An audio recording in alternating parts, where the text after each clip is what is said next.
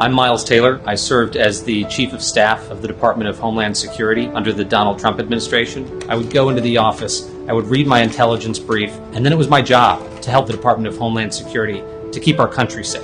What we saw week in and week out, and for me after 2.5 years in that administration, was terrifying. We would go in to try to talk to him about a pressing national security issue, cyber attack, terrorism threat. He wasn't interested in those things. To him, they weren't priorities. The president wanted to exploit the Department of Homeland Security for his own political purposes and to fuel his own agenda.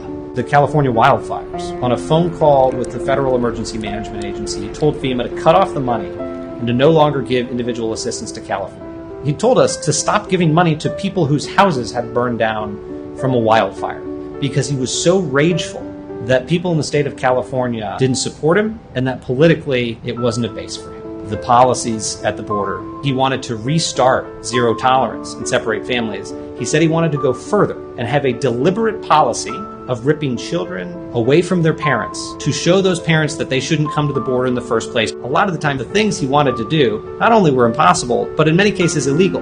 He didn't want us to tell him it was illegal anymore because he knew that there were, and these were his words, he knew that he had magical authorities.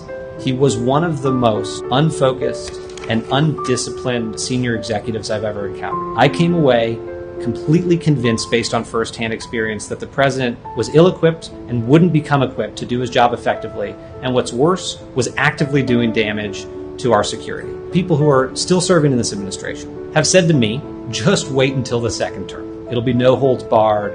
It'll be shock and awe. We'll do what we want. Given what I've experienced in the administration, I have to support Joe Biden for president. And even though I'm not a Democrat, even though I disagree on key issues, I'm confident that Joe Biden will protect the country. And I'm confident he won't make the same mistakes as this president.